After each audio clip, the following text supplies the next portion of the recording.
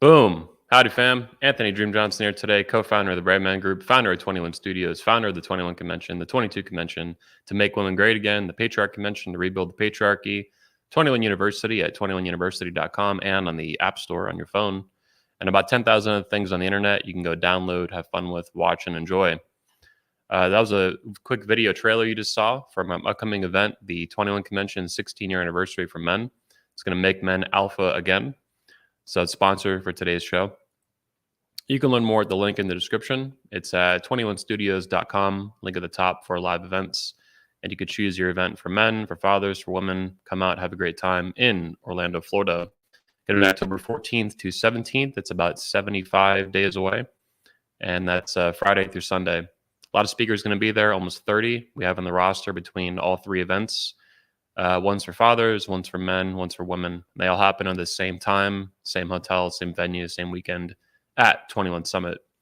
There's an early bird special. It ends tomorrow night on Sunday night, end of the month. And you can also bring a friend free or a girlfriend, wife, if you're like a man, and then she can go to the women's event. And if you're a man, you can also go to both men's events as a bonus, included with any ticket you buy to either of the men's events. That's your male privilege at work. White male privilege, right? Now, without further ado, and enough from the sponsor today, please let me welcome to episode 173 of the Red Man Group, a female, a birthing person, Professor Janice Fiamengo, and Mr. Steve Brule, the 007 of the manosphere and destroying feminism. Welcome both of you to the show. Thanks for your time today. Yeah. Yep. I always try. It's a good way to get the audience captivated, get them excited for the content. The content, the title of today's show is Exposing Feminist Lies and Propaganda. And that to me is both really serious due to its very negative effects on culture and on men and on families. But also it's really funny to make fun of these people and have a good time, in my view anyway, mocking them where we can. I almost put a woman, for example, like one of the screaming feminist ladies on the front of the cover. I couldn't make it work at the last minute, but so I decided to go with you two instead. But anyway, there's a lot to talk about. So first things first, Roe v. Wade was recently overturned in America. And this had been, heralded, I'm saying that right, for decades upon decades, 50 years in America as this feminist victory. And now that's gone.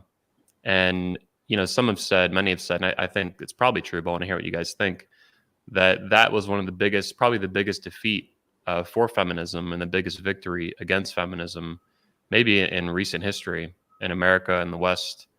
So what were you guys' thoughts, each of you, on or watching that as Canadians? Neither one of you is an American, but observing that as a fellow Westerner and watching feminism really get their ass handed to them, to put it bluntly, in a major political battle that they lost. Janice, you want to start on that? Sure. Yeah. I'm not sure that I guess it was a defeat for feminist ideology. I saw it primarily as a victory for constitutionalism in the United States, because really it was a fairly narrow interpretation of the United States Constitution, simply to point out correctly that there is no constitutional right to abortion, and that you simply can't read that into the American Constitution. So there are still many battles around abortion and women's alleged right to kill their unborn children. Many more battles to come, but I think it is a very important moment, and it's now going to be interesting because I think at last we are going to be able to make arguments about abortion, both pro and con, and feminists are no longer going to be able to hide behind this as simply a taken for granted right that all must agree is there. The interesting thing for me is the unwillingness on the part of nearly everybody involved to actually hold women morally accountable for their affirmation of the right to abortion. And it's the thing that I find most startling about how the discussion around abortion has evolved. It started off as this sober subject, something that was going to be when it was first promoted as a right for women, abortion was going to be safe, legal, and rare. And the idea was that it was going to be something that would be resorted to only, as a last resort, and that everybody agreed that it was a tragedy when it occurred. But we've gone from that to the embrace of abortion as a sacrament, the celebration of it, the idea that women should be unashamed and even proud of having had multiple abortions. And of course, we've even seen discussion of abortion right up until the moment of birth as, a perfectly acceptable, right of women for their convenience and their sexual liberation. So I think it's an interesting opportunity to talk about the moral evil that is involved in that kind of celebration, and to hold women accountable for that. And I don't see a lot of willingness, even on the part of pro-life conservatives, to really face squarely what this tells us about women. Damn. Well put. Steve, Well put, your yeah. thoughts? It's hard to add much after going after Janice, because she's thorough in her comments. She's covered pretty much all the bases. I have to say I agree with everything Janice said. I would also add to it that not only have feminists in particular, that's a strong noise. Do you guys Sorry, hear that? I'm not sure how to mute myself. Oh, is that the street there? It's gone now, I think. I'm very sorry about that. It was just a helicopter or something going on overhead. It's okay. Their feminists have also, at least I would say, philosophers of law have argued for, feminist philosophers of law have argued for postnatal, what do they call it? Postnatal abortion. And it amounts to killing the child, a live, healthy child, after being born. There was two, Janice, you may remember this. This goes back probably 8 or 10 years ago or something. There were two professors who published a argument about this, which shows that there's a moral slippery slope involved here that's not even acknowledged in feminist circles, that presumes that will extend this into absurd lengths, this issue of abortion. I want to add just one more point, and that the constitutional, as it was, well, not a constitutional right, but the Supreme Court creating the right for abortion was misused right around the country to an extraordinary degree. Because, for example, I read in New Jersey a case, this was about, it was a story, there were several cases of this going on. I think it was New Jersey or New York, where if a woman who's pregnant, she gets free dental care. And what a number of women were caught doing, and reported on this, was that they would get pregnant, go and get a bunch of dental work done, and then go and get an abortion because they didn't really want the child. They just wanted free dental care. Wow. And amongst other things. This was reported in the news about, I think it was about, again, 5-8 years ago or something like this. Yeah. And oh, sorry. Now I've got a cat making a noise in the back. Sorry, I'm really bad today. Yeah, and it's so interesting, Steve, what you're saying about the slippery slope, and the enormous indifference to the reality of what abortion is on the part of many women who celebrate it. And you can find this even going back to the earliest days in the feminist movement. And this is why it's so interesting that Steve and I are working on our history of feminism, because I think everyone has the idea that in the old days, in its origins, feminism was a sane movement for equality. But in fact, there was always this enormous indifference about the welfare of children on the part of feminist women. And we've found examples of women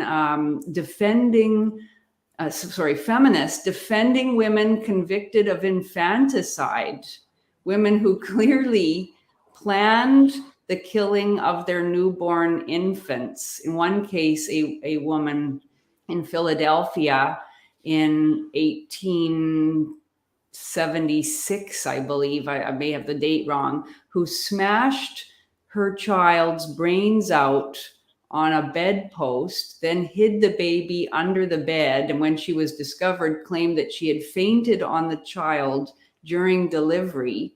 But it was very clear from what other women testified in the boarding house where she was that she had been offered assistance. People could see she was pregnant. She denied the assistance.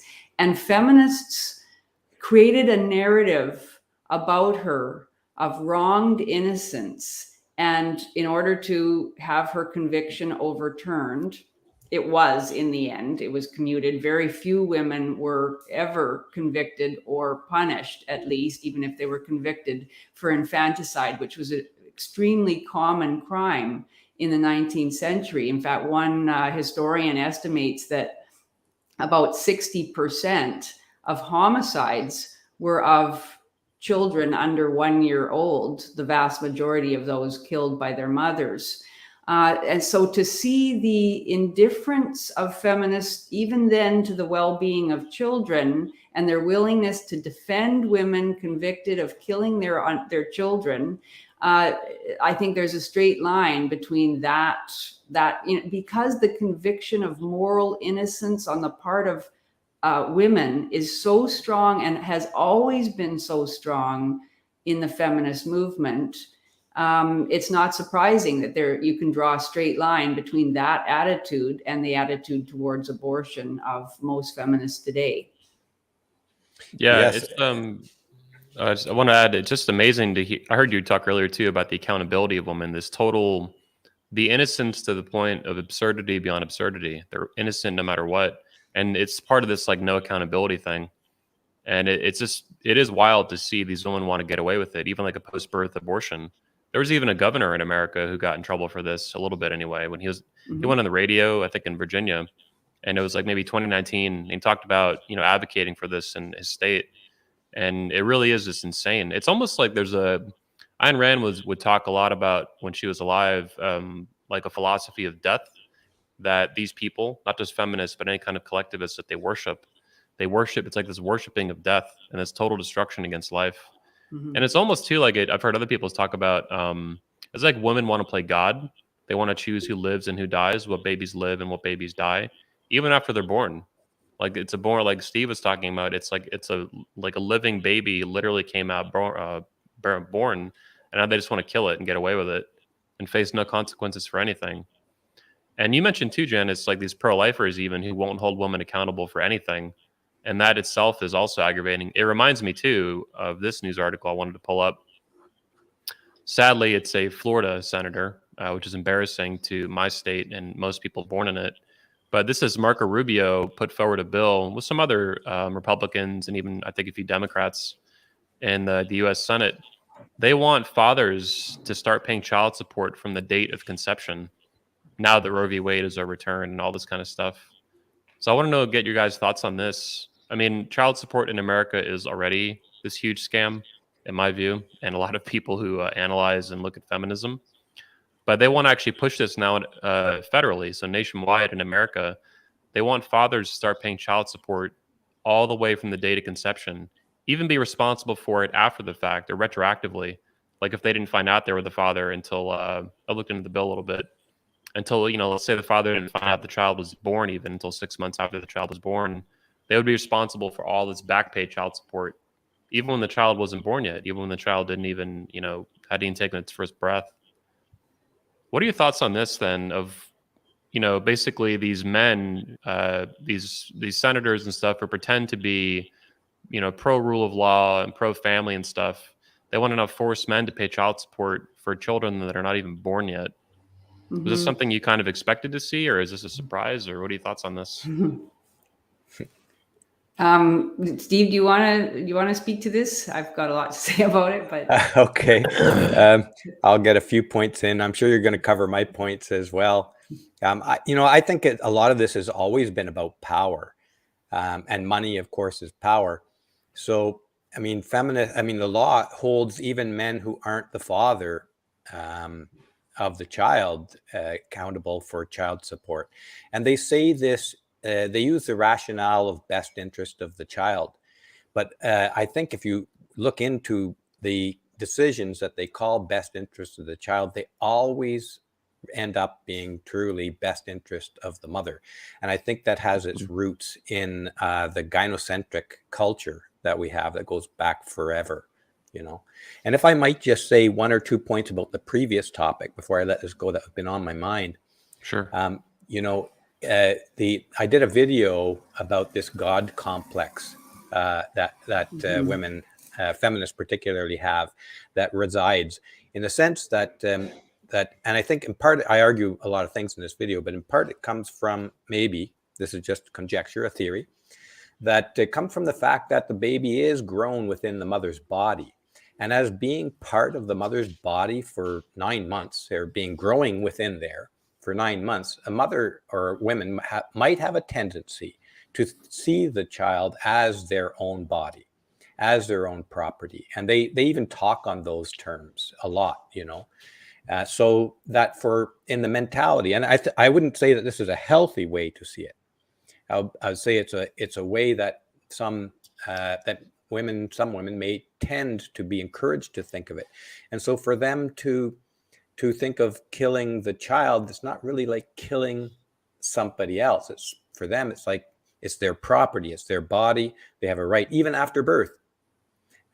Mothers often have a very difficult time of letting go of their children. And when I say letting go, is letting go in the sense of thinking them as of them as an independent person, to such a degree that in many cultures, older cultures, that one of the roles of the men of the group, of the culture at the time, was to physically remove the child from the care of the women, the mothers, physically. And this was accompanied with all kinds of fanfare of pain and crying and blah, blah, blah.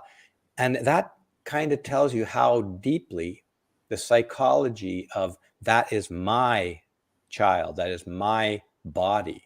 And it can carry on right into puberty to such a degree, and further into very, very distorted mother-child relationships, you know, extremely distorted.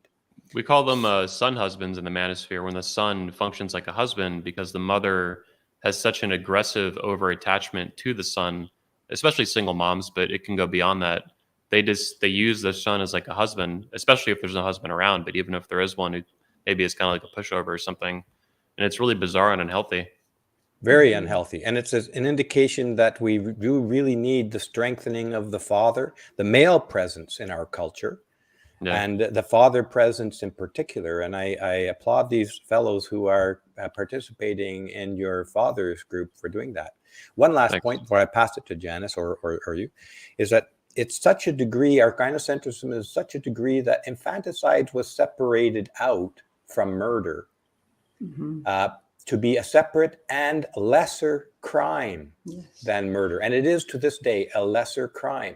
And I'll point out too that one of the reasons, I think, for that is the gynocentrism, because in infanticide is almost about 99% committed by mothers. It is very rare. There's a study out on this I read about 5 years ago. That shows that it's very rare for a biological father. Okay, when stepfathers is a different story. Stepfathers can present a danger, at least according to studies, to children in the home. But the biological mother is almost the exclusive perpetrator of infanticide. So I'll leave it at that. Yeah. Before Janice hops in, I have a quick story I want to tag on to what you were saying, Steve. I heard this young mother once. I was talking to her about circumcision. She was about to get one of her new children, a new boy, baby boy, circumcised. And I asked her, I was trying to talk to her about why she was doing this and why it was a bad idea. And she was very flippant and kind of didn't want to hear it. Was listening a little bit, but barely. But what stood out to me is one of her main reasons for doing it was, well, I prefer the look, of a circumcised penis. To which I responded, it's not your penis. Like, who cares? It's not yours. That child is not your property. And I could tell this was completely glossing over her head. She didn't understand it, exactly like you're saying. There's this arrogance and extreme narcissism that a living, breathing human is their property. I'm sure there's some irony given my funny hat today, make women property again, of me wearing this, but mostly it's a gag hat. But in terms Yeah. of mothers or any parent for that matter, even a father, but the mother is the one that said this. It's like it's like the penis was hers. Like the son was not just her responsibility, but her property. And if she wanted to cut up this little kid's dick, then that's fine. And I think that's sick and evil in my view. I think it should be outlawed in every nation, male circumcision specifically. Anyway, it reminded me of what you're saying though, with the ownership that they feel that they have over children, and that's really sick and evil. Janice, did you have some thoughts on this? Yeah, I wanted to jump in on what Steve was saying about the deadly goddess mentality. Steve's done a video on this subject, and then I do want to go back also to the Florida bill about fathers, or even just men in general. They don't have to be the actual father having to pay for the child from conception. But yeah, to go back to the deadly goddess mentality, I find that such an interesting aspect of feminist or even just female morality that seems undeniably different from the male. Men in culture, as Steve was just saying, tend to have had traditionally the role of establishing moral law that applies universally. Whereas women tend to think in terms of their feelings about things.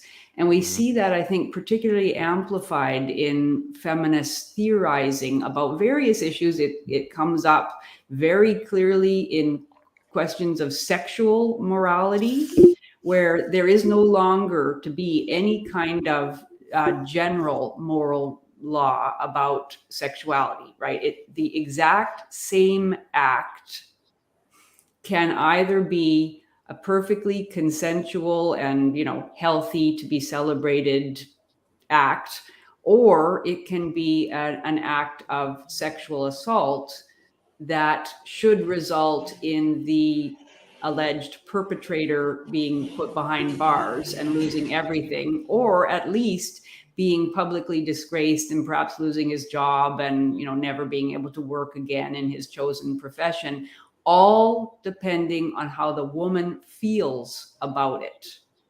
You mean like retroactively withdrawing consent or something like that? She can, if she doesn't feel good about the whatever it happens to be in the moment, or even if afterwards she feels bad about it, she can then say, hey, I didn't consent to every single stage, even though she never said no, or whatever it happens to be. That idea that the woman's feelings determine the nature of reality, I think that's a really startling and very evident aspect of feminist ideology that tells us where making decisions about morality or right conduct based on feeling, especially the women's feelings, where that takes us. And we see that in regard to abortion law too, where if the woman regards her baby, her unborn baby, as a human being, then that's what it is. And if she is murdered, or something is done to her and the child is born dead, well, that is seen as an act of murder. Whereas if she doesn't regard the child as a human being, then it isn't a human being. And that's the case in law now.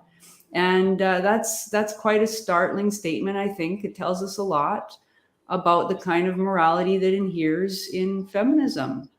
But then, to move on to the Florida law, again, this is such an interesting aspect of the fusion, I guess, of gynocentrism and state power, because obviously the state benefits from hooking men into, paying for women's children, that conservatives don't seem to understand.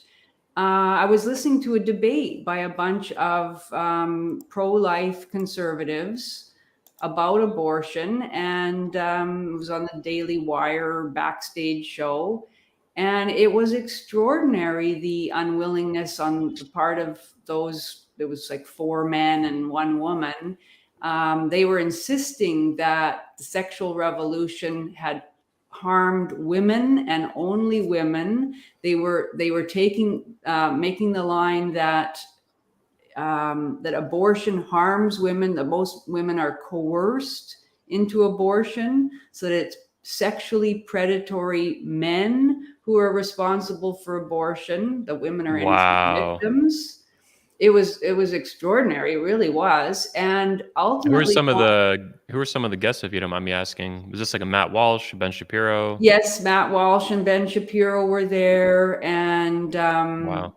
I just guessed too. Candace Owens was the one woman. She talked about how Wow. most abortions were coerced. The ones that she knew about, the man was the one who coerced the woman. She talked in particular about a friend of hers who had been, was in a situation that was violent, and there was domestic abuse, and so like there was such a strong drive to absolve the woman. And then one of the speakers, Andrew Clavin, and I like all these people, in general. I like lots of their ideas, but it certainly made me realize that I don't have a home in that kind of conservatism at all, although in some ways I'm pretty conservative.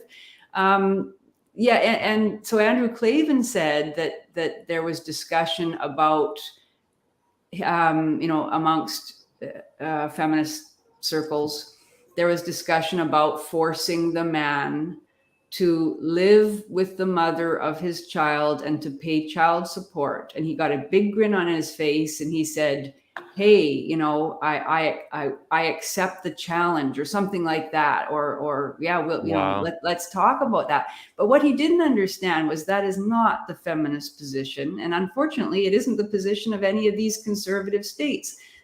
They're never going to force the man to live with the mother of his child. Women don't want that. They want the man to be forced to pay. They want to be able to live independently from the man, and even if they wish to prohibit the man from ever seeing his children. They want him to be a slave, basically. Yeah, exactly. They want him on penalty of incarceration and of having his wages garnished. They want him to be obligated to pay for any child they claim is his. He doesn't even have the right in many states to have a paternity test to determine whether the child really is his or not. They just want that man to be a work slave to support them in the lifestyle that they believe is their right. And the fact that conservatives don't understand this and think that it is actually to the benefit. I mean, I don't know if they do think it's to the benefit of the child. Every study that is done on this subject shows that children benefit from knowing their father and from having their father in their lives, and that so many of the social problems that we're concerned about today are the result of father absence. I mean, Warren Farrell has talked about this for decades. Many other men's issues activists have talked about this. It's not a secret. But the fact that conservatives will pass legislation to give women power of a sort, to actually deny men the right to father their children, to keep them out of the household, to have them ejected, but still have to pay the mortgage on that house, just shows how conservatives have been captured by the feminist lobby. I was saying the other day on Twitter, actually, that most conservatives, all Democrats in America, almost like 99.9%, are slaves to feminism, and most conservatives are slaves to feminism. Mm-hmm. They might not explicitly identify as a feminist, right? Particularly on like abortion issues, but at the end of the day, it doesn't matter, because functionally, all they do is support them. Mm-hmm. They support them, and they will. So I'm getting that noise. Oh, that's me this time. Let me mute this. Oh. There's a truck going by. Oh yeah, it's way better now. Okay. Anyway, yeah, I just think that most, I don't even identify as a conservative. My views, I mean, some people put me over there. My views are with the founding fathers and with Ayn Rand politically and philosophically. But these conservatives, they're in a lot of ways, you know, 20 conservatives in 2022 would have been considered radical feminist 20, 25 years ago. And they're oblivious to this. They are oblivious, I know. like children. They're stupid. It drives me crazy. It's the thing that most irritates me, and I think it's part of the impetus behind the new series that Steve and I are promoting, and behind our interest in making a documentary about the history of feminism. I mean, I don't know if it's going to do any good, because it just seems that this, you know, it's not only a gynocentrism, it is an acceptance of feminist ideology. And I think that's as a result of, I think there has been generation upon generation of psychological abuse of men, feminist psychological abuse, so that even those who do identify themselves as conservatives have accepted feminist postulates so deeply that they have actually, especially men, they have come to hate themselves as men. They have accepted the feminist doctrine that there is something deeply perverse and harmful in male sexuality, in all male authority. Even. Evil, really. I think a lot of men, like a majority of men, even those men who identify themselves as anti-feminists, have been like really harmed by this psychological abuse. And it just drives me crazy. Even like I just recently I wrote an article, and I was so annoyed to see Tucker Carlson once again and again. I like Tucker in lots of ways. I think he does some pretty interesting and really helpful journalism, but he was interviewing an anti-trans feminist who is facing a jail term, although I doubt she'll get the jail term, but she's been charged with hate speech in Norway because she's having Twitter arguments with so-called trans women. And she's been telling them that, you know, a man cannot be a woman, a man cannot be a lesbian, a man cannot be a mother. Okay, so Tucker, you know, had her on his show, and he's done this many times with these types of feminists. He called her a hero. You know, he was full of adulation for her. And, and I agree that a woman should not be charged with hate speech for telling a man that he can't be a lesbian. You know, it's ridiculous. Or a mother. Yeah, that he can't be a mother, etc. I mean, I fully agree. But the idea that these rad femmes, these TERFs, as they used to be called, but now they're called gender critical feminists, the idea that they should be celebrated as heroes by non-feminist conservative men and held up as role models for us all, and that men should be, you know, rallied to their cause to defend these poor women who are being persecuted by the state. And I do agree that this woman is being persecuted by the state, but she is not a hero. Those rad femmes are the most hateful of the feminists. They have maintained since day one that men are barely human. I mean, they really have trouble believing that men are human. They have pushed ideas of male depravity from the very beginning. And in fact, their opposition to trans is not rooted in any kind of deep understanding of biological reality. You know, it's not rooted in any kind of commitment to truth or the sanity of cultural norms or anything that we would recognize as worth supporting. It's rooted in hatred of men, because they see these trans women as misogynistic men who want to usurp women's bodies and usurp the special privileges, protections, and government perks that rad femmes have been able to wrangle out of the state, you know, over the last 40 to 50 years. And they are so furious that though some of those perks and special protections and privileges are now being extended to a tiny portion of the population who identify as women, even if the individual is just somebody who, you know, from an early age has really believed that he is a woman and he just wants to live as a woman. He doesn't want to harm anybody. He doesn't want to cause any trouble. He just wants to be able to walk into a women's bathroom and go into a cubicle and not say boo to anybody or cause any harm. They still hate that person as a man and see him as a misogynist. I mean, the craziness of it. There is a delightful irony in their now finding themselves actually subject to hate speech laws, but they've been perfectly fine with men being subject to such laws, with men's speech being criminalized simply because some woman claimed that she was made to feel unsafe by something that a guy said on Twitter about women, even if it was simply a biological fact. So yeah, there is a delicious irony in their now facing the same thing, but the ridiculousness that they continue to claim that trans is a kind of patriarchal plot against women, and that all these conservative men jump on board and say, yes, these women are being erased and we men must come to their defense.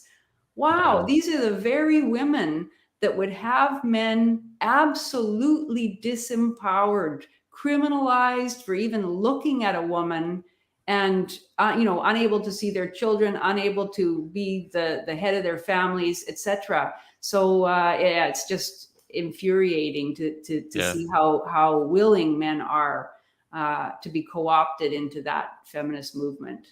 I've seen this in real life too at conferences. I've been to like CPAC, one of the biggest conservative conference in America, 3 or 4 times now. And I've seen like Caitlyn Jenner there, or Bruce Jenner, or whatever she is. The trans, I think it was running for governor or something. Anyway, Caitlyn Jenner's like, this kind of talking head now that goes on TV shows. And they were at the live events, there was like camera crews from Fox News, like chasing it around, trans Caitlyn Jenner or whatever. And I'm like, why is this person even at this conference? This is supposed to be some allegedly super conservative conference. Yeah. Even Donald Trump was speaking there at all the ones I've been to. Conservative, pro-family, family values, right? We're for biological reality. What is a man? What is a woman? We know. But then they will kiss the butt of this trans person instantaneously. Like there's no hesitation to team up with these trans people. And it's utterly contemptible, I suppose is the word, and hypocritical for me to see it. And when you see it in real life too, like right in front of your face, so I'm walking around filming stuff too. And then I see them filming this person and interviewing this person and really trying to somehow buddy up with this person. It's truly insane. And it tells me that they're all beta males and they're all slaves. They're all like, who can be the best slave for feminism?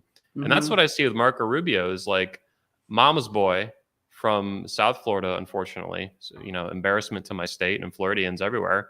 And he's like going to be a good boy for the feminist mother of America and get men to pay for child support when a woman is 3 weeks pregnant.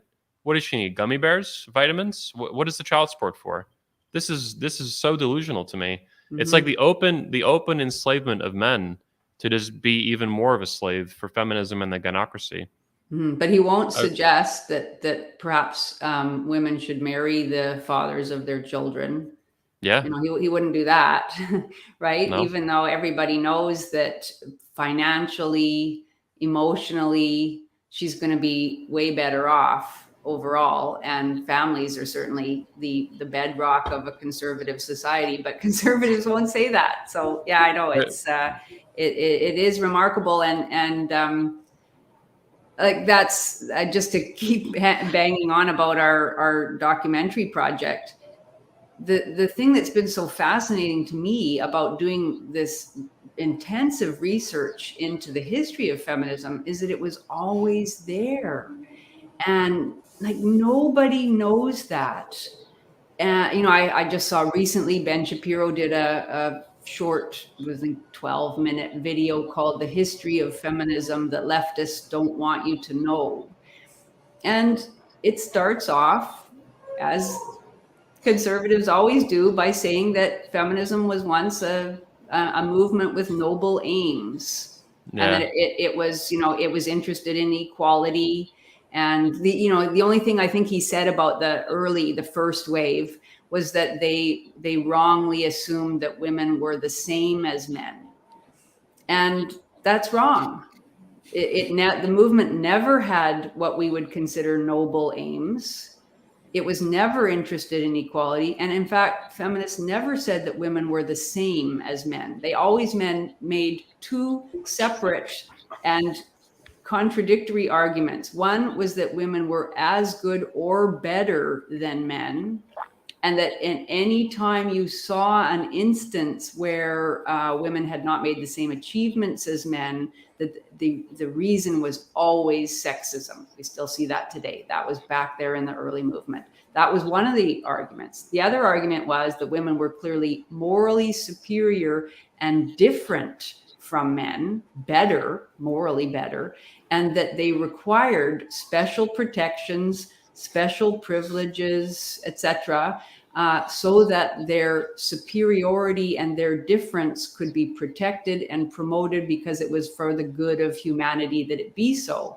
But, of course, those two things don't really work together, but always feminists made both those arguments. It's Ernest Belfort Bax, really interesting 19th century barrister and journalist, who pointed that out way back in like the 1880s. And that is still the case. And feminism never, ever was interested in women having the same responsibilities as men, carrying the same burdens as men, doing the same kind of work in society, attaining the same level of self-sacrifice, or certainly not having the same moral agency and accountability as men. And so it's really interesting to go back and look at the actual things these feminists had to say. And I would just wish that more conservatives who are anti-feminist would learn that history, so that they don't fall into this trap of agreeing with certain feminist postulates. So what you're saying is all the nastiness that we see with feminism today has always been present. Mm-hmm. It's probably even more pronounced today. Yeah. And they have more power today too. They have more power, and that happened obviously in the 1960s when they started invading all the key institutions of society, and especially the universities, because then they were sent out as foot soldiers. They got indoctrinated in the universities, and they were sent out as foot soldiers into every single domain of our society. But yeah, it was always there. I think Steve, you were the one who uncovered this document. I know Karen Strawn had talked about it too, and I had never read it. It's called the Declaration of Sentiments. It was written in 1848, mainly by Elizabeth Cady Stanton, who was the acknowledged leader of the women's movement for the whole, second half of the 19th century. As a young woman, she got together with other feminists. They were mostly in the abolition movement in Seneca Falls, New York, and they had their big conference about women's rights and women's position in society, and they published this document, Declaration of Sentiments. It was based on the Declaration of Independence. It was supposed to be kind of, the woman's Declaration of Independence. And it has as its key thesis that the history of mankind is a history of repeated injuries and usurpations, having as its objective the establishment of an absolute tyranny by man over woman.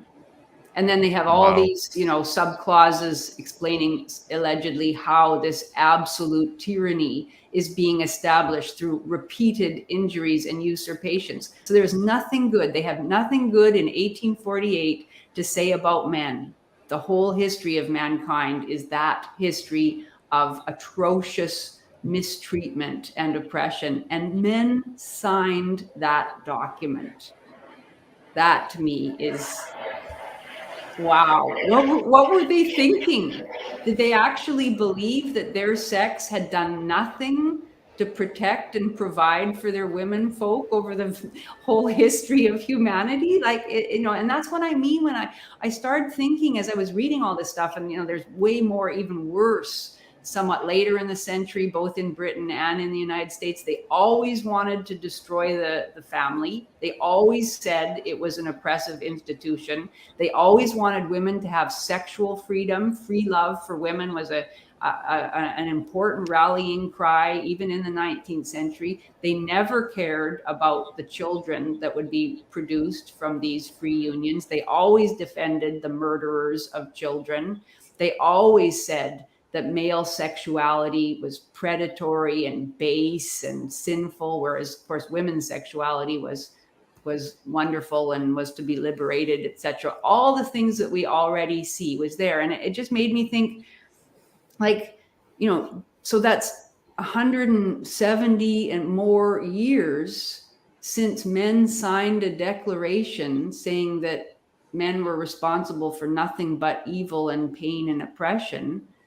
Like, what that does In spite of building all of civilization I largely for know. women and their wives and their children. Mhm. Steve, I want to talk to you about, pick up on what Janice is saying here, though. So there's a couple theories around, and I'd like to know what your thoughts are on it. There's a couple theories around, obviously, the origin of feminism, talking 1848, Seneca Falls. There's a little bit earlier movements in Britain, which Janice also referred to here a little bit. But also, a lot of people today tie feminism into Marxism, into communism. But obviously, Karl Marx he was born, I think, in the early 1800s. So I don't really know how much he influenced Seneca Falls, just as an example. But also, there is some sort of link between feminism and communism, or Marxism does seem pretty strong. So what is the relationship there between the two? Are they independent kind of ideologies? Are they intertwined in some way? Yeah, that's a really good question. That period of time, I think there was a lot of social movements at work in the world at the same time, throughout the world, in Europe and in and Britain, Napoleon. apart from feminism. Yeah, Yeah. social kind of welfare movements, change movements. And Marxism grew up within that, as did feminism start to become popular and grow and strengthened through in that same time. And so the same people who were involved in those movements, including emancipation of slavery and all the rest of that, they were the same people at all these different groups. And so they're always talking about the same things. And so Marx was being talked about at the same time that the feminists were gathering together their movement. And the Communist Manifesto, published by Marx and Engels, was published only about 3 or 5 months, I can't remember exactly, before the Seneca Falls Conference, in which they created the Declaration of Sentiments. And some of the terminology in there is strikingly similar.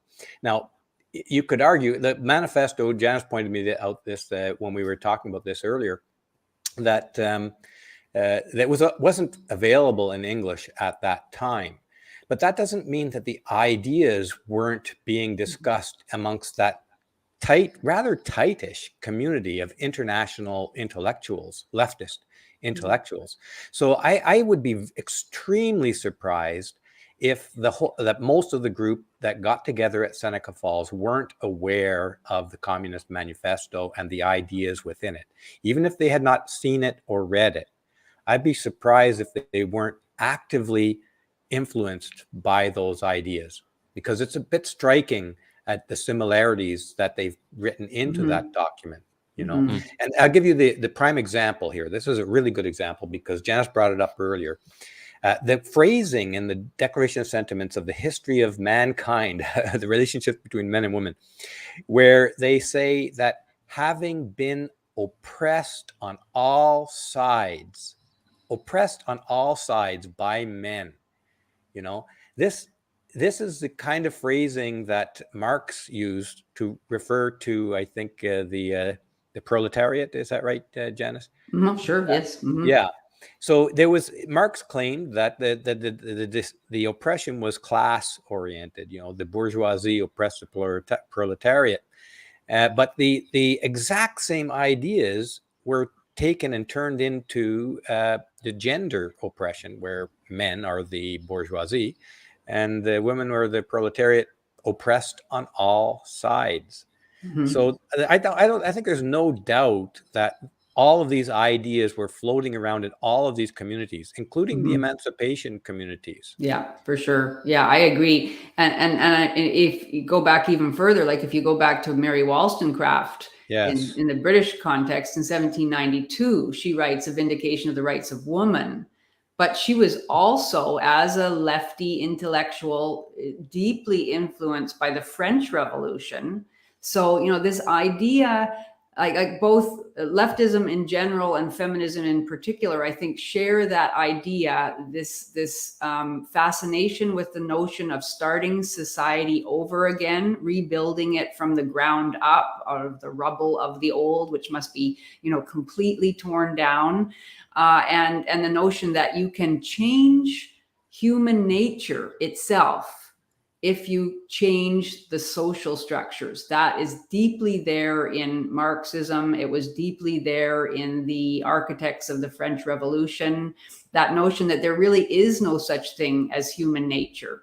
It's all social, they don't use the phrase social constructionism, but you can see they're definitely making the exact same argument about how everything is determined by our social relations, social context. That, of course, becomes really dominant in feminism, but it in later stages of feminism, but it's there from the early beginnings. And if you really want to determine, if anybody is not quite sure whether Marxism and feminism share a common vocabulary and a common way of thinking, and I think probably like co-created a lot of these ideas, you specifically should read Engels' book, The Origin of the Family, Private Property and the State, published in 1884, yes, originally in German, based on notes that he found amongst Marx's papers. Marx had just died, and then translated into English fairly shortly after, I think. But you can see it there. He explicitly says that women in marriage are the proletariat under the bourgeois oppressor. He specifically talks about women in marriage as sex slaves, as prostitutes. And feminists went crazy with that language afterwards, and used it extensively from the 1880s onward, the notion of marriage as a form of sex slavery for women. Wow. I know, it's so crazy. No distinction Yeah. between the family home where children are raised and where the father comes home with it, having worked all day for the benefit of his wife and children. No distinction between that and prostitution or sex slavery. Yeah. Well, there's also some delicious irony in the modern popularity of very strong BDSM content, like 50 Shades of Grey, the books, the movies, super bestsellers, outselling the Bible, I think, or close to it in America in recent years. And these are women where women are literally tied up, spanked, butt plugged, like really wild stuff. It's even portrayed in the movies. Never mind, I think the books are even a little more explicit. But I do want to flash forward a little bit. We're talking about this late 1700s, 1800s, and the early 1900s. These days, a lot of the ideas you're talking about, the origins of them, they seem to have grandchildren. That would be like, ultra radical feminism. I'm proud of killing babies and stuff. Or, I'm putting on a pink hat and I'm blood all over my face, fake blood. But also BLM, obviously, is very explicitly Marxist. And I think even wokeism, for lack of a better term, all the woke stuff, that seems to be like a grandchild of Karl Marx and even a child of feminism. So you kind of have these different, you have this like super radical feminism, modern feminism, the super woke stuff, which is its own thing. You have the trans ideology, trans monstrosity stuff. And then you have BLM stuff. So you have the racial, you have the gender trans, you have feminism, you have kind of general woke. And it's all these little like monsters are just being born out of the corpse of Karl Marx and early feminists. Yeah. Can you talk to me about the Hydra? The Hydra. It is. It's all there. And again, if you go back to if you look at academic feminism, as early as the 1970s, you can see all of those manifestations being articulated there in they called it intersectional feminism. And it was the idea that there were various types of oppression. They've never been very interested in class oppression, though that was the one that Marx was most interested in. That they're not interested in working people, because working people are notoriously, I think, most resistant to all of their crazy ideas. But every other form of oppression, they started talking a lot about racial oppression in the 1970s, and making distinctions between Black women who were, doubly oppressed, and white women had to, in a way, apologize for their privilege and acknowledge the greater oppression, and therefore in some ways the greater virtue of Black women. And then you introduce sexuality into the mix. So Black lesbians were more oppressed than Black women, who were more oppressed than white women. But then you had lesbian white women, and where did they fit in? And, you started to get that whole hierarchy of victimhood and the competition between members of victim groups for superior victim status and superior right to speak. All of that is clearly in operation already in the 1970s and 1980s. Plus, the emphasis on the social construction of womanhood and then of Blackness and of everything. And so that spawns ultimately the trans movement. And you get all this splitting within feminism now, so that you have the rad femmes opposed to the social constructionist feminists who support trans ideology, and various other kinds of oppositions and rivalries and antagonisms within these various groups. But yeah, it's all there within feminism. You can find it. I've done a lot of work on that too, and in some originary documents within feminist theory in the academy, and it has just spread out now, and it has taken all of these popular culture forms in the 21st century, but it was definitely birthed there. Wow. Steve, any commentary on the hydra of Marxism, communism, feminism, wokeism, BLMism, transism? Yeah, just a simple comment, I suppose. I mean, the hydras, for audiences that aren't familiar with the hydra, is a mythical monster with many heads, and when you cut one off, another one or two more grow, or something like this. Have I got that right? Roughly? And that seems to fit here quite well.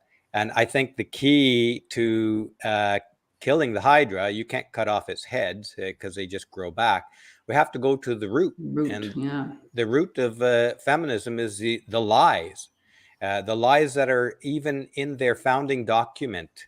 And I think the most important of the lies is that the history of humanity is defined by men oppressing women on all sides.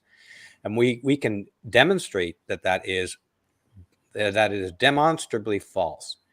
The history, of course, there were evils of one group to another of every description. That's the way human beings are. We act very badly very often.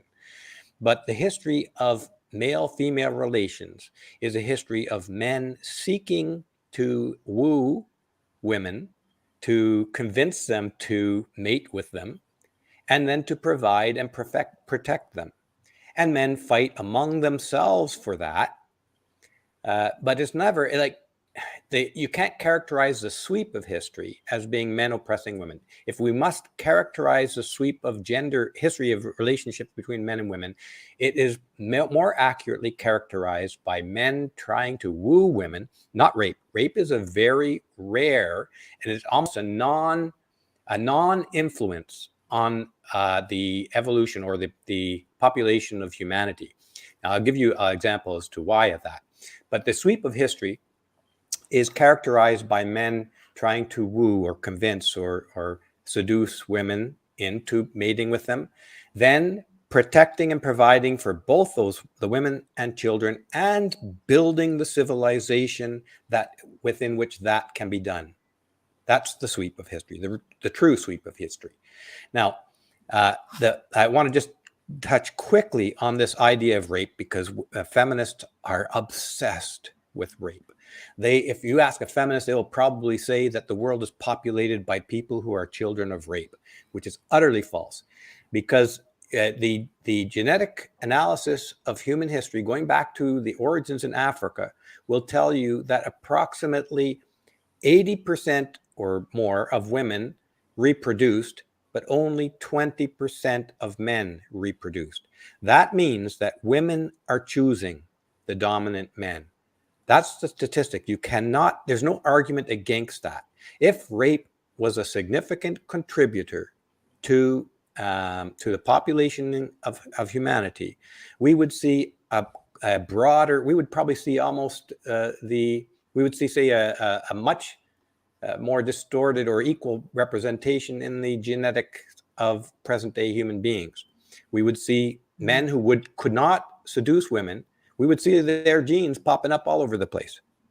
So the fact that only 20% of the men reproduced suggests that women are seducing those men, the top men. And we see that today. A study after study has shown that 80% of women consider, most, I'm going to get the stats wrong, but 80% of men are considered unsuitable for reproduction by 80% of women. So nothing's all changed. Women, huh? So nothing's changed. It's the same Nothing's old, same changed. old. It's the same old, same old. Yeah. If rape was a significant contributor to reproduction, we would see a more 50-50 distribution of the genes. We would see more representation amongst less capable men. It makes you wonder too how many millions upon millions of men throughout history and even today were weeded out of the gene pool, had their genes effectively murdered by a woman through fraud, through lies and deception and basically cuckolding. You know, how many men thought they reproduced but didn't, and really it was only the 19 or 20% of whatever that did. Yeah, well, we certainly see that today.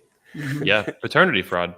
Yeah, we've had Carnell Smith, who you probably know, has been a speaker at our event and on our channel a couple of times, and he talks extensively about this. 30% of men in America who are tested for paternity fraud, turns out they are not the father. No chance, zero. And we're talking like 500,000 men a year or something like that are tested, and 150,000 or more they're not the father. They never were. It was never even possible. Yeah. These women are liars. It's almost, also what you're saying, Steve and Janice, it makes me think that basically in the 1800s, late 1700s and early 1800s, there was like a contingent of women who basically just turned on men very viciously. And that is now sprawled into this giant cancer of feminism that keeps brainwashing women to turn on men and to hate fathers and to resent their own femininity and even the value of building a family, which obviously used to be much more normal, even when you guys were young, much younger. That's all gone now. I think that the resentment of men have been with women forever. I agree. And I touch on this on the Birth of Feminism video. There's a natural tendency. Natural tendency isn't the right wording I'm going for, but let's put it this way: men are obviously bigger in general, bigger, stronger, faster, and this is going to get me in a lot of hot water, but on average, smarter. We're talking no disagreement from me. Well, and I'm not present. I'm not saying this as a criticism of women. No, don't worry about it. Yeah. Yeah. What I mean to say is that even I remember reading a study in New Scientist magazine back in the early 1990s, and they had determined that baby boys are born with 20 to 50% more brain cells than baby girls are. And by the age of about middle age, they are equal. So, and the theory at the time was put forward that men evolved to have more brain cells because they needed to seduce women. And those men who were smart enough to seduce women succeeded, and their genes went forward. And that ended up propagating males with more brain cells, and they're specifically needed for that particular reason. Of course, it's interesting. Yeah, of course they need to. Part of what they need to seduce women is to be able to compete with other men, exactly, and to find a respected place in the hierarchy of men. And so that whole thing of forming hierarchies and also working together as a group with other men in order to accomplish things and get things done and protect one's community, whatever, all those things do require a specific kind of intelligence, whereas what women are doing are mainly looking after children and, being concerned about resources for themselves and their children because they're vulnerable. And so, to imagine that those evolutionary needs haven't created enormous differences in intelligence, in ability, in manner of thinking is just foolishness. Most geniuses are, I was gonna say most geniuses are men by far. I know there's a lot of by far. And that sticks way out there. I mean, it's way out there on the bell curve. Yeah. I want to make a point about this before we go off this topic, is that this obviously was a very sensitive thing to be publishing and talking about in the 1990s. And as we went into the 2000s, that research has been deleted. Disappeared, yeah. That has been deleted. Wow. I distinctly remember, and we talked about this. We used to get, I worked in research at Dow Chemical at the time. And we used to get circulated around, all the science magazines come around on circulation. We all read the same magazines and the reports that are coming out. What topic it was on didn't really matter. We were all just into the science, right? And so when that came around, it was a lot of talk in the coffee breaks and everything like that. And you had to be sensitive about it, because it's well, I don't see why it makes people so upset, actually, because of feminism. That's why. Well, yeah. But putting that aside, just because the members of a group in general are more intelligent or more inclined to this, more likely to be genius, etc., that doesn't mean that any individual cannot strive for greatness and may not be capable of greatness. Obviously, there are many great women throughout history, individuals. Mm-hmm. So there's no attack on the individual. Clearly, if as a society, if we judged people according to their group status, which is what BLM and feminists and everybody else want us to do, if we did that, then it would have negative consequences. But if you regard everyone as an individual and judge them based on what they show they're capable of doing, then there's no problem. But I agree with you, Steve, that I do think there is this deep resentment in women, and that it has been there throughout history. It couldn't be expressed in earlier eras because it simply couldn't be. Women and men were codependent. Obviously, men needed women for reproduction, for sexual companionship, because they have a longing for female to mate with females and to have children, and women needed men to survive, literally, and for their children to survive. As soon as that was no longer the case, when essentially nature had been tamed to the point that and government established to protect life and person and home, then women no longer had to rely on individual men. And that resentment, I think, that you're talking about, that I do believe is deeply rooted, it was able to flourish. And it had nothing to do, I often hear men, well-intentioned men saying, well, most of these feminists, they've had bad experiences with men. And that's why they became feminists. So they're trying to understand where the hatred and the suspicion comes from. But that certainly hasn't been my experience of the women I have known who are feminists, and it isn't borne out by the research. Elizabeth Cady Stanton, to mention her again, was an extremely privileged woman. Most feminist leaders were privileged women who were, given a good education at a time when most men didn't have access to a good education. They were raised in households where they were given every opportunity to exercise their talents. They weren't held back because of their sex. They weren't abused by the men in their life. They often married men who were extremely supportive of their activism, their writing, whatever it was that they were doing as feminists. So it isn't the experience that produces the ideology. It's the ideology that then informs everything that they see and perceive. And that's clear with Stanton. She met these abolitionist women who were starting to develop feminist ideas and feminist resentment. She became a feminist. She then met Susan B. Anthony, who wasn't a feminist. She convinced her to become a feminist. It's through the spread of the ideology that the resentment and the anger and the hatefulness and the desire for vengeance take root. If I can pause you, feminism is cancer is a very popular term these days, but the way you're describing it, it almost sounds more like a virus that spreads and spreads and spreads and replicates itself. Yeah. And it's a little bit different than cancer, which can be caused by viruses. But yeah, I wonder if we should say feminism is a virus, like a new meme. Yeah, feminism is a mind virus. I mean, I really do think it is. And and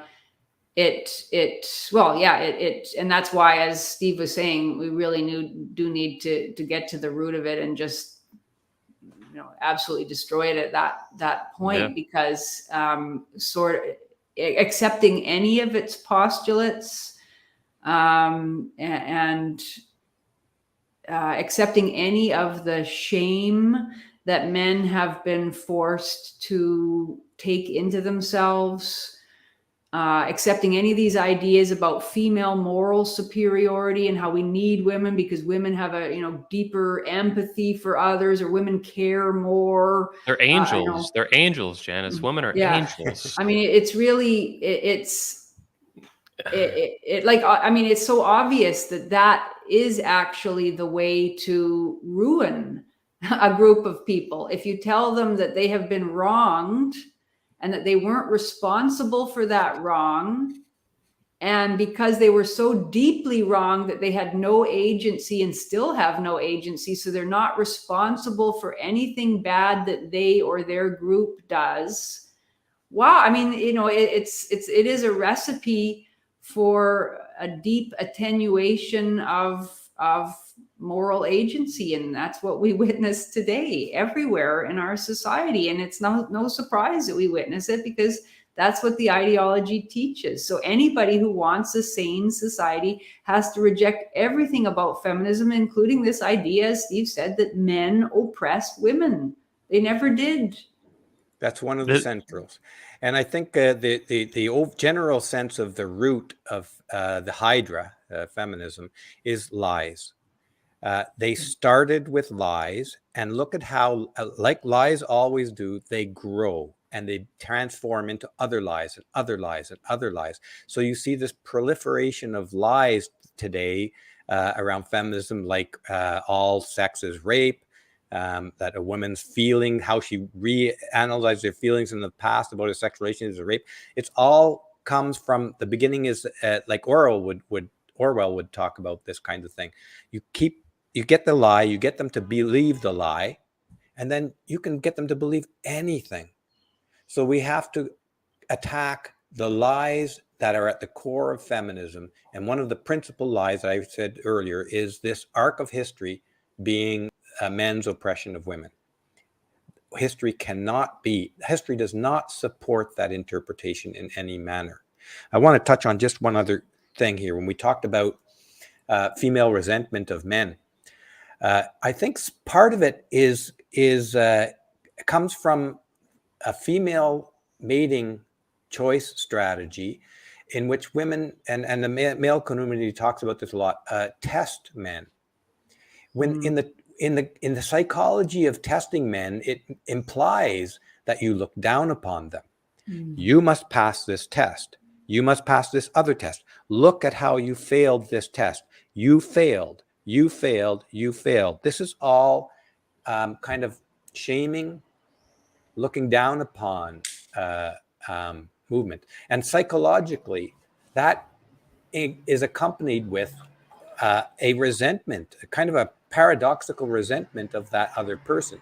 Because in reality, like I mentioned before, men are faster, bigger, stronger, smarter. Now, that sets up all of the psychological conditions for envy. And I know there's a lot of Christians in your subscriber base. I think they may be familiar with the story of Cain and Abel. And I talk about this in the Birth of Feminism video. The story of Cain and Abel is where Cain is envious of Abel for being favored by God. It's an envy so deep that it can only be assuaged by eliminating the object of his envy, being Abel. Cain slays Abel. And this is the kind of envy that is possessed, the core to feminists, is that their envy of men for all these things. Men, in a sense, are favored by God by their larger size, strength, speed, and brains, let's say. So there are all the conditions for the encouragement of envy amongst women. That doesn't mean that, again, Janice touched on dealt with this topic. It doesn't mean men are in general better than women. It doesn't mean any of that. Well, it means they're better at certain things. Well, and, I mean, I think in the general sense. Yeah, like, it doesn't mean you're they're not superior. a better human being. Yeah, it means they are. It means they are the culture builders, and I don't have any problem admitting that. Or, I mean, I don't have to admit it. I celebrate it. I feel grateful that the men who came before me, with the help of their women, obviously, that they built such a wonderful civilization where I didn't have to worry about all sorts of physical health threats. And as an American, I'm very thankful for the women who gave birth to the founding fathers. Mm-hmm. Yeah, not only the founding six, but all the men who signed the Declaration of Independence. They all had mothers. Thank God. And throughout history, Janice, you talked about this in your last, two videos ago with the poetry. Men throughout history have praised, celebrated, elevated women for their beauty, for their home, their morality. And that's continuing, and that's innate in men. When men come to reproductive age, they don't go out there and say, "Oh, what a bunch of creepy women." They are obsessively in love with women. Yeah, they praise them, they pursue them. Yeah. So, the interesting. Go ahead. Well, I was just going to say, in talking about resentment and envy, and recognizing that the other sex has certain capacities that one's own sex in general doesn't have. That does seem to have bred this resentment in women, which I don't really understand it, but it could work the other way too, in that like women have the capacity to give birth, and women have qualities of physical beauty perhaps that men in general don't have. Women do have the capacity to nurture children. So those things, and I think men have sometimes throughout the ages talked about a certain kind of feeling in awe of women. Women are physically, in some ways, not physically stronger, but they're more resistant to disease. They live longer, all those kinds of things. So those could be sources of resentment and envy on the part of men. And probably are. They probably are. Well, sometimes men do talk about. Yeah, men do sometimes talk about the awesome power of the female body, to house a child and then to birth it and then to be able to feed it, from the woman's own body with her milk and, all those kinds of things. But it somehow, whatever resentment might be there amongst men, doesn't develop into a movement to persecute women or to talk about how contemptible women are. It ends up being channeled in some of the different directions that you were just talking about, the building of civilization, the writing of love poetry or love songs that we see today, and all of the various forms that men actually pay tribute to women or even pay homage to women. So it's like the asymmetry is striking, and I think that's always going to be an issue.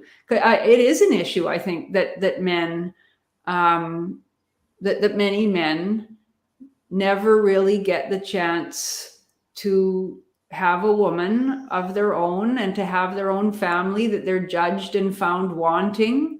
That has existed in every culture, that many men are sexually and emotionally deprived in that sense. That is an even greater problem today, because there seem to be fewer and fewer channels for men to find meaning and identity.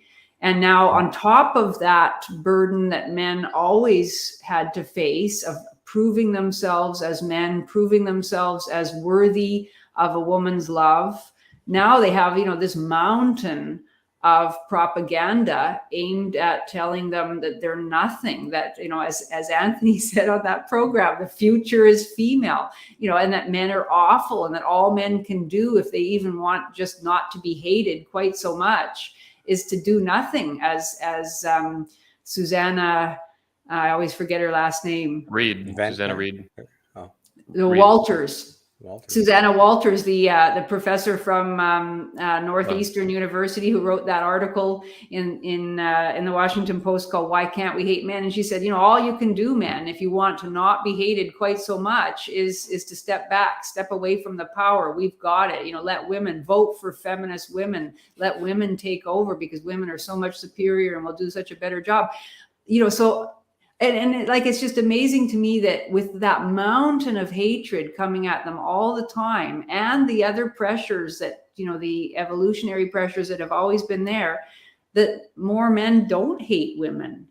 And they just don't, men still, I don't know, there's still this sort of dignified kind of willingness, even amongst the most hurt men, the men who have had these horrible divorce experiences and everything else, to go on and to continue to try to make some kind of contribution to their society, and the willingness to see the best in women, and to hope for some kind of rapprochement in the future where men and women can work together and just build a better society. I find that extraordinary, and I salute men for that. And I'm really sad that women don't see that, and that more women don't just say, oh, come off it. Let's stop the hatred. Yeah, men love women a lot. And I think this has been underestimated in recent decades or centuries. And even in the midst of a long-standing, multi-generational, abusive relationship that's been forming under the guise of feminism, men still love women. That love runs very deep. It's like species deep, and it's been even in the face of legitimate abuse. Yeah. One book I'm reading recently right now is what's the name? A friend of mine gave it to me. It's a very rare book about the patriarchy. I think it's like The Return of Patriarchy. It came out in the 80s. Anyway, he talks about how if men got together today and did their own kind of Seneca Falls thing, they could itemize a lot of the stuff out of what the feminists were even dreaming of in 1848. Men are oppressed today, and men are systematically abused in family court and divorce court. And these things are real. They're not invented. They're not exaggerated. This is very serious, and no one cares. No one cares. It's in the law. Nothing. It's in the law. It's in the law. I mean, you can look up the laws in which discriminate against men, and it's written right there. Yeah. And it just gets worse and worse. They're like, oh wait, how much worse can we make it? Child support is already screwed up and causes a million problems. Let's make it. Let's retroactivate it to conception. Oh, you're 3 weeks pregnant. You need vitamin gummy bears. Here's child support for $500 a month. It's insane. Yeah. I know. And you go to prison. You go to prison if you can't pay it. It's worse than that. Let me be clear. In America, anyway, you will go to prison at gunpoint if you don't pay, and if you don't want to go to prison, they're going to kill you. This is how this works. When there's an arrest warrant out for your arrest, for whatever the charge is. Each state is different in America, how they treat failure to pay child support. But ultimately, you will be arrested, and if you don't want to go, they're going to put a gun in your head and shoot you. If you're going to defend yourself, you don't want to get arrested or whatever you want to do, you're going to go on the run. They're not playing around. They will shoot you. This is how this works. It's incredible. Yeah. I know. And if you fight back, if you say I'm not okay with this, they're going to kill you, and they're going to paint you with the local news as some domestic terrorist. You hate women. He shot at the cops. Blah blah blah. Because you didn't want to. You were getting screwed. That's not even your kid. Even I know there's a lot of stories about men paying child support under penalty of law when it's not their kid, even when they can prove it's not their kid. The state is not interested. Yeah, I mean, it has nothing to do with justice whatsoever. Yeah, this is cause in my mind for revolution. The founding fathers would have been shooting a long time ago. That alone, as you say, and all the other things, like the decades of affirmative action hiring that have denied men equal opportunities to work. I mean, I find that that was my initiator really into anti-feminism, was seeing how that was working in academia. It had been in place for decades before I came along and saw it in action in the late 1990s. And it's been going on ever since. It's been ramped up even more now. There's all sorts of set aside positions for members of particular groups, but there's still all sorts of professorships set aside for women only. And women dominate the university. Some universities are close to 70-30 now, female to male. Most are 60-40. And yet they're still banging on about the need to get more women into the few disciplines where women don't dominate. They don't do anything about all the disciplines that are totally dominated by women, to the detriment of the disciplines too, and the wider society. I mean, that in itself, that to me, like the denial to white men in particular, of the ability to pursue the career they want. I find that overwhelming. And every time I try to write about it, if I tweet about one more example, somebody will always say, oh, well, after 200 years when, men excluded women, this is a very minor thing. It's been going on for nearly 50 years now, and it is atrocious. And men should be marching in the streets, and women should be marching in the streets with them to demand an end of it. We're supposed to live in a society that values equality before the law and in society general, and yet it couldn't be further from the truth. Just, it's so striking. It's appalling. Now, before we wrap up today's show, we'll need to end pretty soon. You're both Canadians, so I do want to talk to you about a Canadian issue, namely the country becoming a communist crap hole. Yeah. And recently, for example, Communist Canada was trending on Twitter. It had 20, 30, 40,000 tweets just in a single day.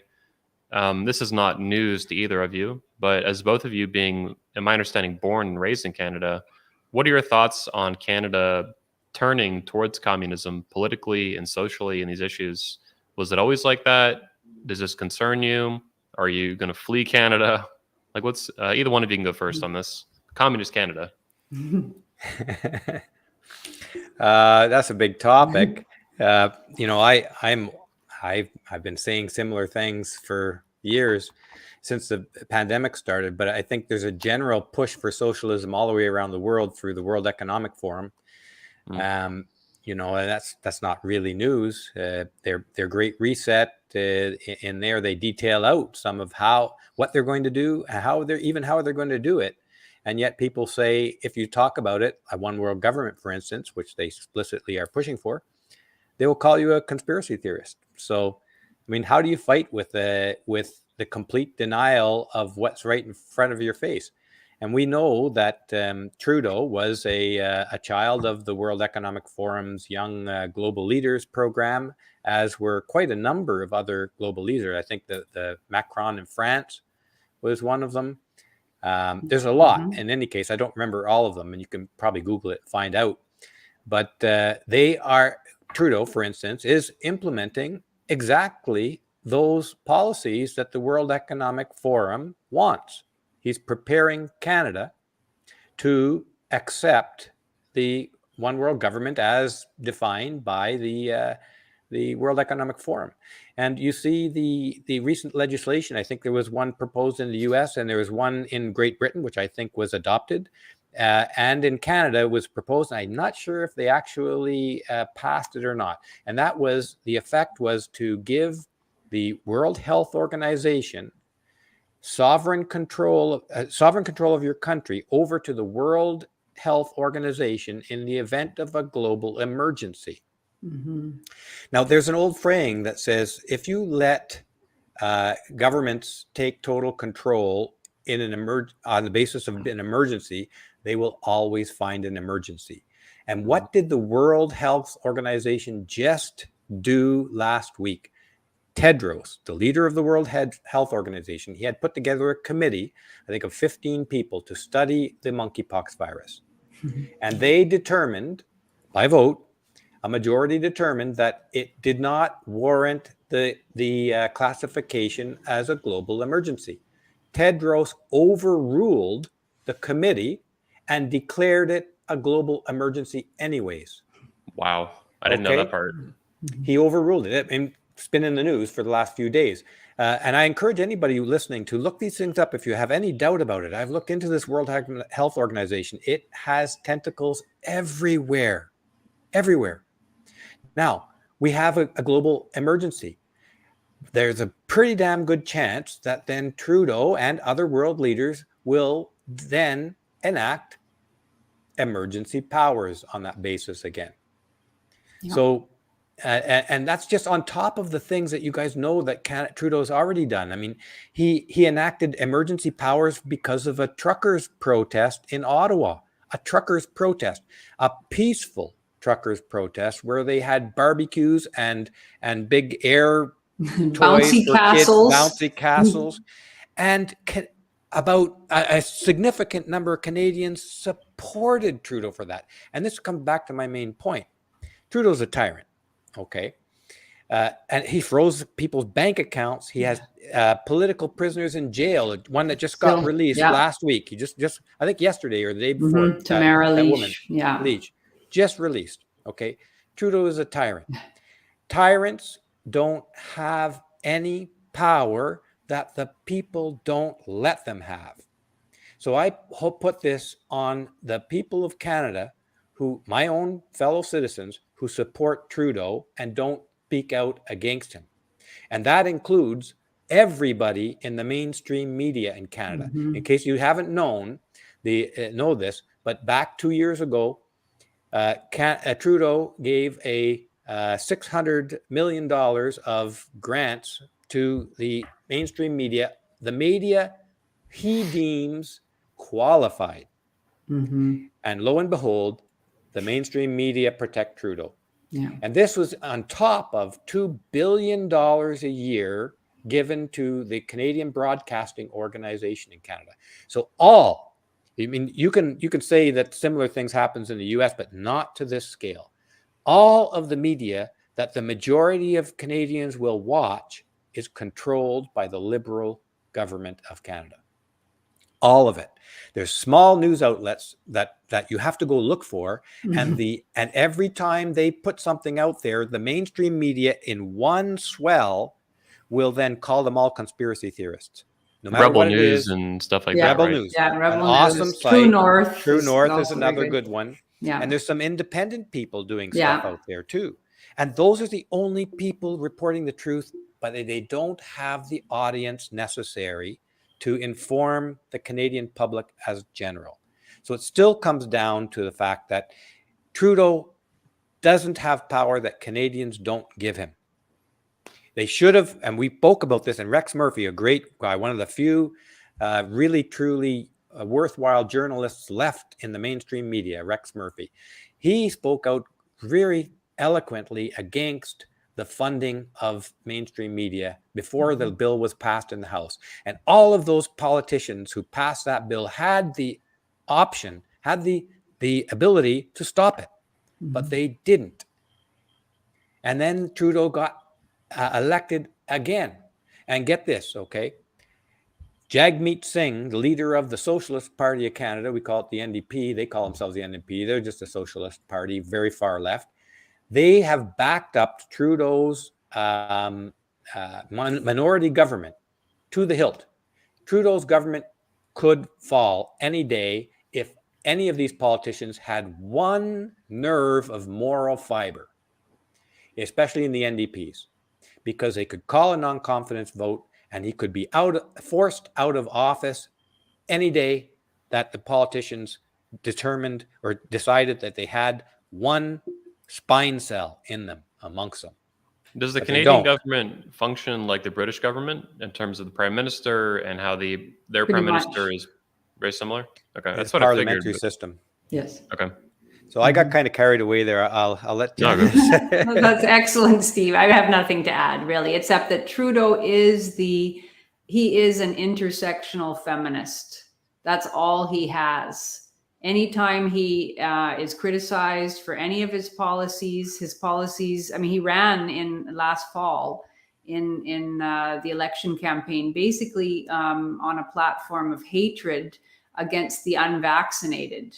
It was just extraordinary, the overtness of the hatred and the vilification and demonization. And that's exactly what he did, of course, when the truckers went to Ottawa and they were protesting vaccine mandates, which were ridiculous. These were men mostly who had spent the first year and a half of the pandemic doing the hard work of keeping the supply chains in place and driving their trucks at a time when most rest stops were closed. They couldn't find places to, use the washroom or find a bite to eat or anything. They kept on doing their work. And then suddenly, once the vaccines were brought in, they were being forced to be vaccinated, whether they wanted to or not, just to continue with their jobs. He's now destroyed. His government has set out to destroy those people's lives that went to Ottawa to peacefully protest. They've had their licenses suspended. Many of them will never work again. The debt they're facing is enormous. The bank accounts frozen, everything. It's just it's almost unbelievable, the level of viciousness. But all he has is the mantra of the intersectional feminist. Anyone who criticizes him is a racist, is a sexist, is a homophobe, is a transphobe, is an Islamophobe. We were told that the truckers were white supremacists and Islamophobes. It had nothing to do, with it. Many of them, of course, a lot of them are white guys, working class white men. A lot of them are working class, immigrant men from various countries. It's just so ridiculous, but that's what he has. He spouts that anytime anyone disagrees with him. He says, you're a sexist, you're a misogynist, you're a racist. And that flies with Canadians, because Canadians for years and years built a sense of identity on opposition to American individualism and American liberty. And that was essentially a kind of feminist, we're all in this together. All the bromides of the COVID era, those resonate deeply with Canadians, because we have this idea that we believe in community, we believe in security. Our motto is not life, liberty, and the pursuit of happiness. Our motto is good government. Canadians believe deeply that the government knows best, the government will solve problems, the government will keep us safe. And this is what it leads to, a really horrific tyranny and the oppression of individual rights, even the right to bodily autonomy. It's just horrible. Yeah, Sorry, go ahead. I'll go ahead, Steve. I say they're coming up with a fourth booster now. Mm-hmm. And they've put in this application called ArriveCan, which is destroying travelers' ability to cross the border lately. You may have heard that in the news. And the ArriveCan app has the ability to tell you are now quarantined wherever you are in Canada. And if you break that quarantine, the fines are enormous. They're in the neighborhood of $100,000 or something like this, and possible prison sentence if you break the quarantine.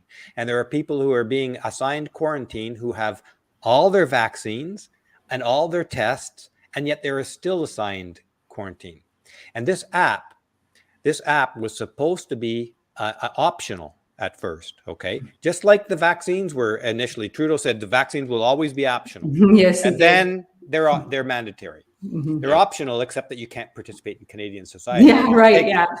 Choices have consequences, as all our leftist overlords said to us. But then this ArriveCan app now, just about 2 weeks ago, I think it was, the government has said that the ArriveCan app will continue after the pandemic. And there was another thing on that same line that is going to transform into, I think it's is it the World Health Organization or the WEF's digital tracking app? Mm-hmm. So Canada is a test case country for the World Economic Forum's Great Reset, to see how far they can push people, to see and refine their strategy. It's coming to you. Well, I support you. As an American, I support the right of all Canadians to abolish or reform their government by any means necessary. And I think your countrymen, especially the young men, they have a responsibility to fix the government and do so by any means necessary, especially at this point. This is tyranny. This is sophisticated slow motion slavery, and it's evil, and it has to stop. So I think Canadians are, no offense to either of you, but I think Canadians are in general too nice way too nice, and this needs to stop. All the nice guy They're stuff not. needs They're to stop. not nice. They're not nice at all. They're Yeah. smug, Smug is a better word. superior, vindictive. They hate anyone who stands out. They hate anybody who achieves over what is considered acceptable. They hate anybody who thinks for himself and offers an alternative opinion on any subject when the subject has already been, decided. They're not nice at all. They're passive. They're compliant. And they're mean-spirited towards anybody who isn't passive and compliant. It's Wow. not the country I grew up in. I'll put it that way. That's It sad. is not the country I grew up in any way. I'm in the Dominican Republic. You guys know that. And I don't intend to go. I have not been back since 2019. And so it's coming up on 3 years now. And one of the reasons is the stuff we're talking about now. The other reason is that they're so random with the rules that I don't want to go back there and be trapped in that prison. It's become a prison. Yeah. My own country will trap me. I don't trust the government, and actually, I don't trust the majority of Canadian people. They are like the traditional squealers. Most of them will squeal on you, if you will. Wow. It's a terrible situation. And here's the one saving grace that could happen is that you shame those NDP politicians into abandoning their leader, Jagmeet Singh, who made a deal to back up Trudeau's government. If those individual politicians could have a moral strength and say enough is enough, we need an election, this could end overnight, because I don't think Trudeau will win the next election. I could be wrong, but I don't think so. Damn. It's sad to hear that these problems exist in America to a significant degree, but they're substantially worse in Canada. Well, we don't have an opposition. You have pockets. You have a large movement of patriotic Americans who still believe in liberty and small government and individualism. We don't have anything like that here. We don't have any equivalent of red states. We have individuals who are committed to those similar principles, but yeah. Janice, there's a question, a $5 super chat. Thanks, Vix. Is Janice married? If not, does she ever plan on getting married? No, I'm married. Yeah, I am. And what would she tell her younger self when it comes to finding a husband? Dating coach Janice Fiamengo. Oh, gee, yeah. No, I'm not very good at giving advice. My own life was hardly a model life. Yeah, but I am married, and I know that I'm happiest when I'm married. I need to love. Well said. A woman who doesn't hate men and loves them instead. Golly gee, what a rare thing. That's an important thing that Janice just said. I need to love. That is universal, I think, and this is one of the huge crimes of feminism: is that they really attack this love. They remove the options. Yeah. They try to remove the options on people to love one another. It's true. This is a human need, and they never talk about love. Almost never. I mean, I shouldn't say never, but they almost never do. It's a word you don't hear feminists talk about. Yeah, it's amazing. They're filled with hate. Yeah, their hearts are filled with. It is a hate movement. It really is. Yeah, I should say that I have a wonderful husband too. Nice. Good. David is a wonderful guy. I've met him many times. We've had some great conversations, and it's a wonderful couple to spend time with. Nice. Thank you very much. I'm privileged to know you both. No, thank you, Steve. Same here. I want to say thanks to both of you for your time today coming on the show. We're almost about an hour 45, almost 2 hours. So I think we'll wrap it up. I guess we should wrap it up before we have a big group hug and start sobbing. Love you. Love you both. Oh, gosh. It's true, though. But this has been an excellent discussion. I think the fans learned a lot. The chat was really on fire. A lot of people were really happy to hear this kind of content. So much of what goes on in the men's movement and the manosphere, it's like super simplistic, women are hoes type content. And this is dumb. It's lowbrow stuff. And this is a lot more philosophical and ideological. And I think it's what a lot of men really are concerned about. They're concerned about the future of their country. They're concerned about what feminism is really doing. They're concerned. They're frustrated by people like Ben Shapiro and Matt Walsh. Even Dr. Jordan Peterson has said he agrees with most of feminism, not the modern stuff, but a lot of it. And these are people who are, openly, they'll say that they're anti-feminist or something, but then they double back, the politicians and these intellectuals and these leaders. And it's really frustrating when most men in the manosphere and the men's movement, and even more widely that are aware of these issues, they are anti-feminist.